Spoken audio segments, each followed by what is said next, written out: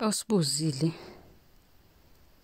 uthi mina ngiphuphe umuntu engithandana naye egqoke impahla yami, ngabe lokho kubika ukuthini?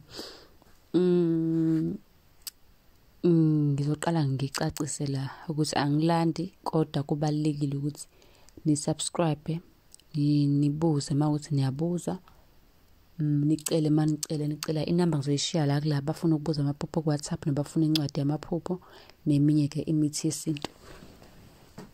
Ukuphupha umuntu othandana naye egqoke iskipa sakho, impahla yakho, hlampe ingubo yakho, lokho kusuke kubika ini na?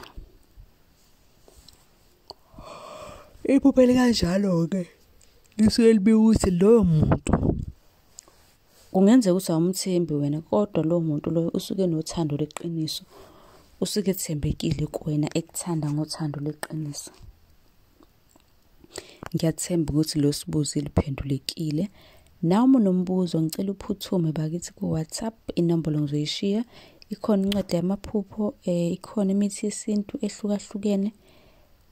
Abantu abasukume bekwazi ukuthi belapheke kukho konke abanakho, bengasabi. Ungasabi nawe ukubuza, sikwenzele yakho ividiyo uzobuka. Ningakhohlwa bafethu ukusubscribe, ngoba ukusubscribe kwakho ukusizakala kwami, ukubuya kwami la ngizochaza futhi ukusizakala kwakho.